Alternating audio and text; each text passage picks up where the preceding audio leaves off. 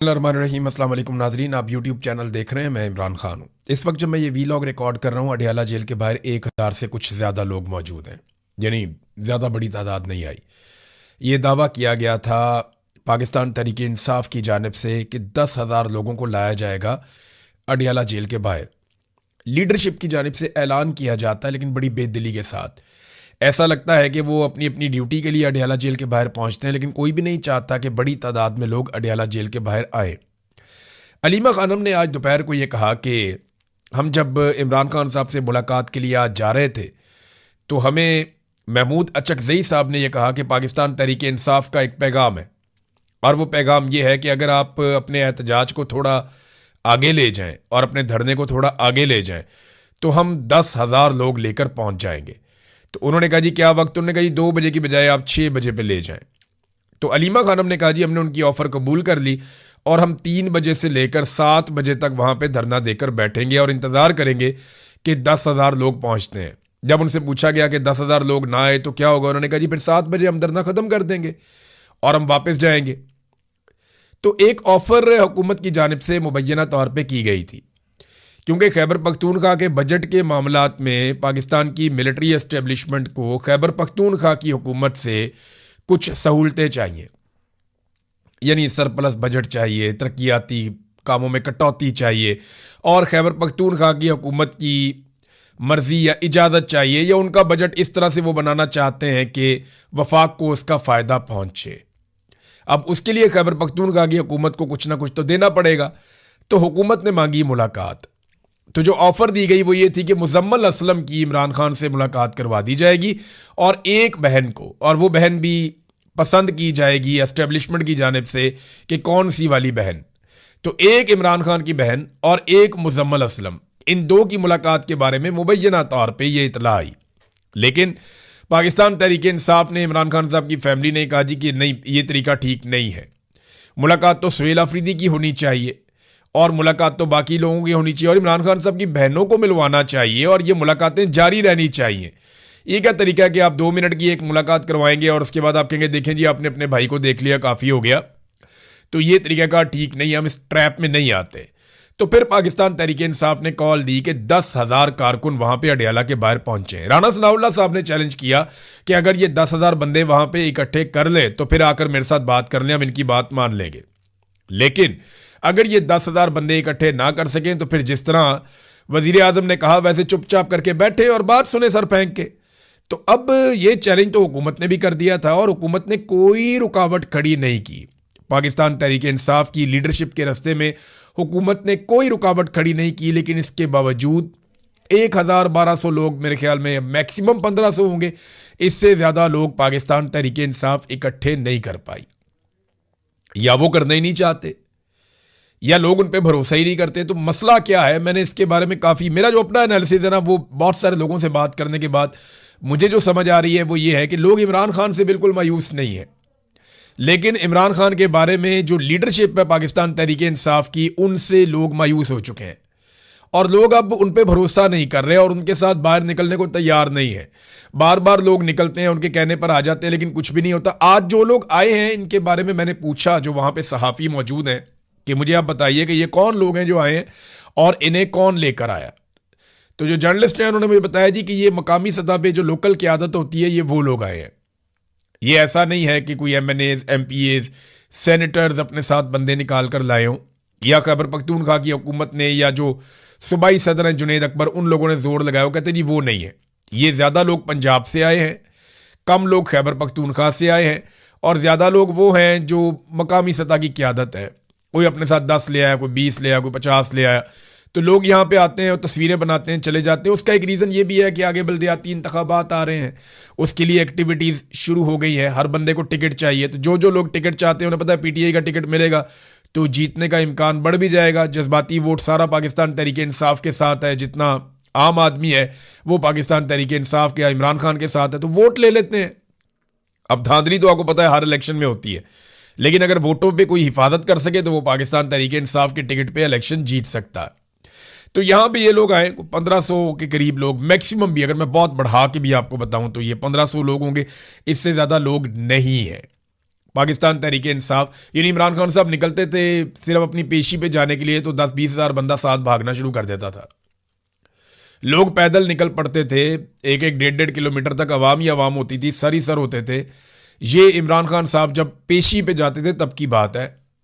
तो उस इमरान खान के लिए लोग कॉल करते हैं और सिर्फ 10,000 बंदा अडियाला के बाहर नहीं आता, ये बात समझ में आने वाली नहीं है।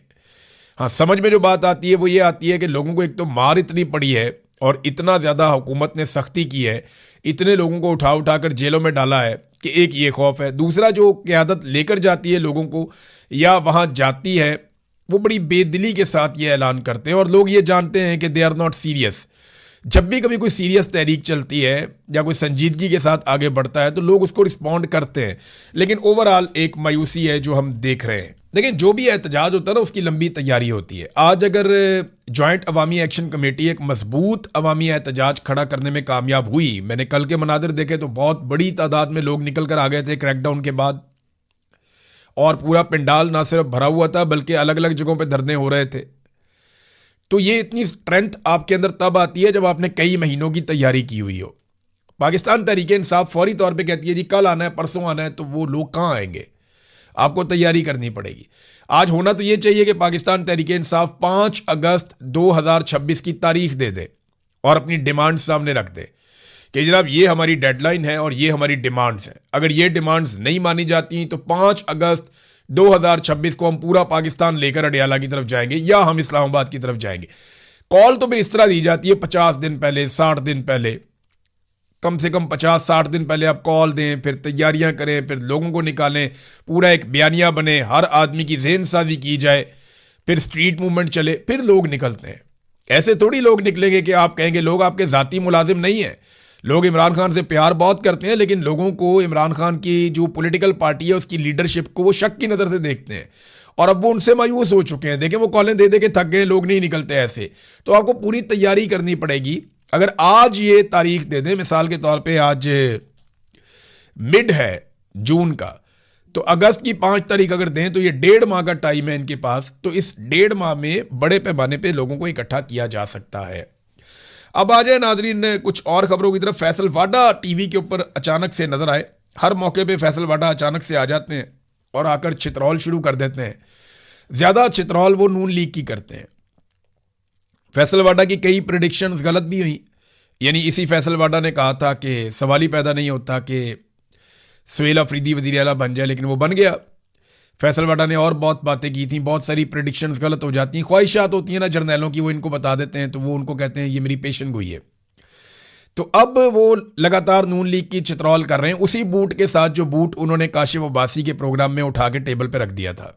तो फैसल वाडा जो है वो नून लीग की लितरौल करते हैं और नून लीग वाले एक लफ्ज़ भी नहीं बोलते। इतना बुरा वक्त तो मैंने नवाज लीग का कभी नहीं देखा था। यानी नवाज लीग के लोगों को मुशर्रफ के दौर में भी मैंने देखा कि वो गैरत खा जाते थे, वो बात करते थे, जोर लगाते थे, मुकाबला करते थे। लेकिन आसिम मुनीर के दौर में वो सिर्फ लितर खाते हैं और वो उनकी बहुत चित्रौल हो रही है। और फैसल वाडा जैसा बंदा कर रहा है जो किराए के वोट लेकर सेनेटर बना हुआ है। और औकात आप सारे जानते हैं फैसल वाडा की, हम सबको पता है। लोग तो इन्हें टॉमी भी कहते हैं, मुझे बहुत बुरा लगता है, लेकिन लोग कहते हैं, उन्हें टॉमी नहीं कहना चाहिए।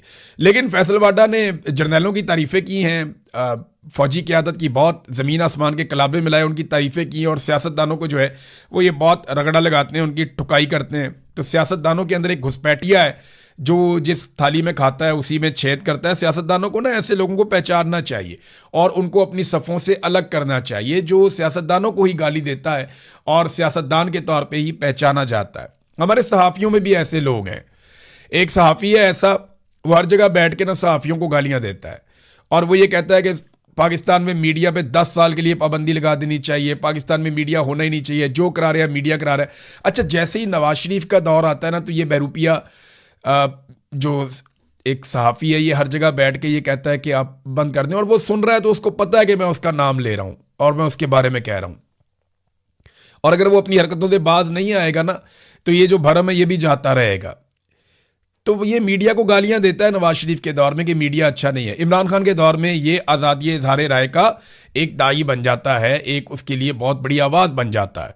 तो यहाँ एक से एक जो है वो मनहूस बैठे हुए हैं जो अपने अपने फ़ायदे की बात करते हैं। मिसाल के तौर पे आप ये देखें कि जो सीसीडी ने कत्लेआम किया, एक सानिया साहिवाल हुआ था, हमने उस पर कितनी आवाज़ उठाई थी। पाकिस्तान के मीडिया ने ट्रांसमिशंस कर दी थी, हेडलाइंस चलती थी, बहुत रोला डल गया था पूरे मीडिया पे, शोर मच गया था कि साहिवाल के अंदर जो सीटीडी ने किया उस दौर में वो कितना बड़ा जुल्म था। उस जुल्म के खिलाफ हम सब ने आवाज़ उठाई। यानी जितनी आवाज़ मैंने उस जुल्म के खिलाफ उठाई थी उसका 20% भी मैंने खुद ज़ाती तौर पे आपके सामने मैं एडमिट कर रहा हूँ, एतराफ़ कर रहा हूँ कि मैंने ये जो जुल्म हुआ चकवाल में इसके खिलाफ 20% भी आवाज़ नहीं उठाई। वजह यह है कि निज़ाम ने हमें मायूसी कर दी है। हमें पता है इंसाफ होना ही नहीं है, जुल्म इतना ज़्यादा हो रहा है, नाइंसाफ़ी इतनी ज़्यादा हो रही है कि कौन कौन सी नाइंसाफ़ी के बारे में बात करें। उधर सीधी गोलियां मार देते हैं। आज़ाद कश्मीर में जो आदमी निकलता है अपने हक में बात करने के लिए, उनका नया नाम निकाल के रख दिया जी ये शरपसंद है। तो 10,000 बंदा तो पहुंचा नहीं। दूसरी जानी फैसल वाडा ने अच्छी खासी लानत मुलामत की उनके ऊपर। आज़ाद कश्मीर में सिक्योरिटी फोर्सेज जब से दाखिल हुई हैं उसके बाद से ताकत के इस्तेमाल को तरजीह दी जा रही है। ज़बानी बातचीत या कोई आपस में बैठना सियासतदानों का, उस पर लगभग पाबंदी लग चुकी है। देखिए सियासतदान बैठते हैं, कोई ना कोई मसला हल होता है, लेकिन मैं आपको बार बार बता रहा हूं कि जो फोर्सेज हैं वो लगातार स्ट्रेट फायर करती हैं, लोगों को ज़ख्मी किया जाता है, लोगों को मारा जाता है और टॉर्चर भी किया जाता है, लोगों की गिरफ्तारियां हो रही हैं, उनकी इमलाक को नुकसान पहुंचाया जा रहा है। ये सब कुछ इसलिए है कि इंतशार फैलाया जाए, ये सब कुछ इसलिए है कि लोगों को इश्तियाल दिलाया जाए और फिर आज़ाद कश्मीर के अंदर अपने मकासद पूरे किए जाएं। ये जो 12 नशिस्तें हैं ये मिलिट्री एस्टेब्लिशमेंट और नून लीग ने अपनी रेड लाइन बना ली है, क्योंकि वो ये जानते हैं कि इन्हीं 12 सीटों की मौजूदगी में वो आज़ाद कश्मीर में अपनी हुकूमत कायम करने के काबिल होंगे। इसके बगैर वो अपनी हुकूमत कायम करने के काबिल भी नहीं रहेंगे। देखिए अभी मैं बात कर रहा था सीसीडी वाले केस की। इसमें एक चीज़ हमें ध्यान में रखनी पड़ेगी कि जिस मुल्क में मिस्टेकन आइडेंटिटी में बंदे मार दिए जाएं कि जनाब पता ही नहीं चला गलती से मार दिया, और ये खबरें आलमी सतह पे छपें, वहां पे कौन सियाहत लेकर आएगा, वहां पे कौन सरमायाकारी लेकर आएगा। इसके खिलाफ आवाज़ उठानी चाहिए और ये हरकतें बंद करनी चाहिए। अदालतों का वजूद पाकिस्तान में ख़त्म हो गया है।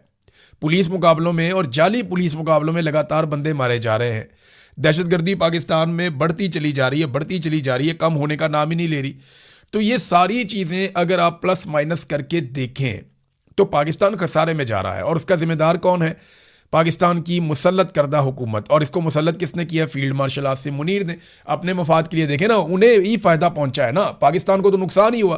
पाकिस्तान की तो मईशत गिर गई, पाकिस्तान की सरमायाकारी ख़त्म हो गई, पाकिस्तान में दहशतगर्दी बढ़ गई, पाकिस्तान के हालात ख़राब हो गए, सियासी अदम इस्तेहकाम हो गया। पाकिस्तान के साथ तो बहुत बुरा हुआ, लेकिन फील्ड मार्शल आसिम मुनीर के साथ तो अच्छा हुआ ना, उन्हें 5 साल मजीद नौकरी मिल गई। और उसके साथ साथ फील्ड मार्शल आसिम मुनीर को इस्तिस्ना भी मिल गया कि ताहयात अगर वो कुछ जुर्म करें तो उन्हें कानून नहीं पकड़ सकता। तनख्वाहदार तबके के हवाले से नाजरीन ये दावा किया गया कि उनका टैक्स कम किया जाएगा, लेकिन हकीकत क्या है ये आप देख लीजिए। रवा माली साल तनख्वाहदारों से 655 अरब रुपए जमा किए गए, जबकि आइंदा बजट में 700 अरब वसूल किए जाएंगे। ये ना आम आदमी को पता ही नहीं है उनके साथ क्या हो रहा है। ये आपकी जेब का एक सुराख बंद कर रहे हैं ना, तो 4 मजीद सुराख आपकी जेब में पैदा कर रहे हैं। ये आपका खून पसीना निचोड़ लेंगे। और याद रखिएगा 1 से 2 साल अगर ये हुक्मरान मजीद रहते हैं और इन्हीं पॉलिसियों पे काम करते हैं और पाकिस्तान में सियासी इस्तेहकाम नहीं आता, तो पूरा पाकिस्तान वो कीमत चुकाएगा जिसका हम कभी अंदाज़ा भी नहीं लगा सकते। ये मईशत को पूरी तरह निचोड़ के रख देंगे। ब्रेन ड्रेन बहुत बड़े पैमाने पर हो रहा है। इमरान खान साहब की बहनों का एक मौक़िफ़ भी आया है, ज़रा वो भी मैं आपके सामने रख देता हूँ। और उन्होंने कहा जी कि हमें इत्तला मौसूल हुई है कि 15 जून को इमरान खान को एक बार फिर पिम्स अस्पताल मुंतकिल किया गया। हमें बैरिस्टर गौर की ट्वीट के ज़रिए से मालूम हुआ। जो जारी किया गया है तिब्बी रिपोर्ट, हम उसको मुस्तरद करते हैं अस्पताल इंतज़ामिया की जानिब से। माजी में भी मशकूक दावे ये इदारा कर चुका है कि इमरान खान की बिनाई 90% बहाल हो चुकी है। बाद में जब उनके वकील अडियाला में मुलाकात के लिए गए तो इमरान खान साहब ने इस दावे को मुस्तरद कर दिया, जी मेरी जो नज़र है वो बहाल नहीं हुई। एक बुनियादी सवाल अब भी जवाब तलब है, इमरान खान को 5वें इंजेक्शन की ज़रूरत क्यों पेश आई? हम हुकूमत के मौक़िफ़ को कबूल नहीं करते। हमारा मुतालबा है कि इमरान खान का मुआयना और इलाज इस्लामाबाद के शिफा इंटरनेशनल अस्पताल में आज़ाद और मुस्तनद माहिर डॉक्टरों से करवाया जाए। फिर उन्होंने अदालती अहकामात बताया कि जनाब हमारी मुलाकात के लिए अदालतों ने भी कहा हमारी मुलाकात नहीं होने दी जा रही। इमरान खान साहब को कैद तन्हाई में रखा हुआ है। इमरान खान को हुकूक से महरूम करना महज एक सियासी मसला नहीं बल्कि जेल मैनुअल और हाई कोर्ट के अहकामात की सरी खिलाफ वर्जी है। जेल मैनुअल के मुताबिक इमरान खान दर्ज झेल हकूक के हकदार हैं।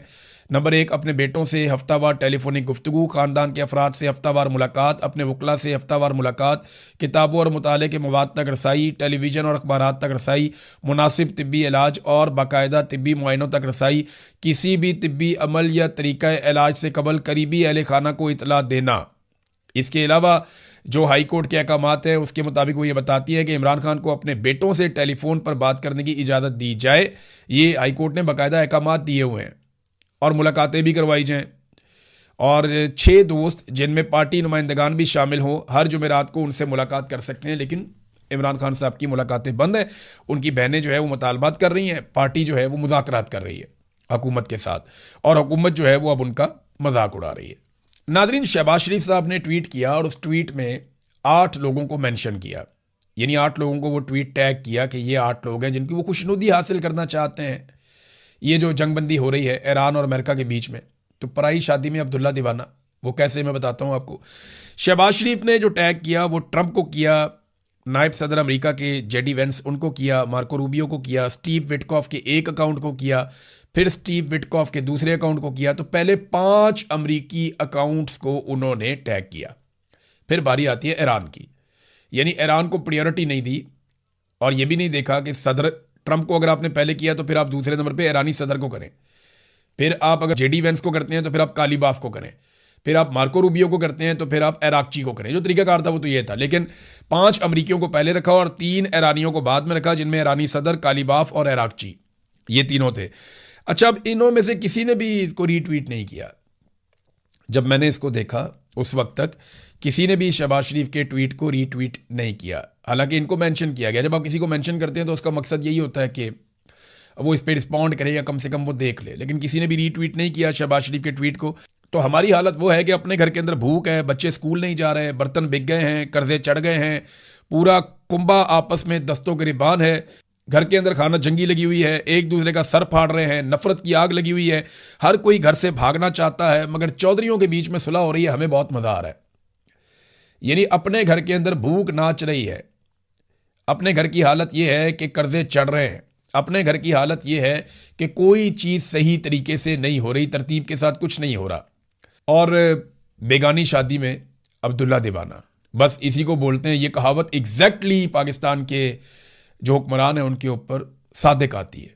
नाज़रीन, 28वीं आईनी तरमीम की तैयारियां तकरीबन मुकम्मल हैं और एस्टेब्लिशमेंट किसी भी वक्त इसका मतन जो है वो सियासतदानों के हवाले कर सकती है।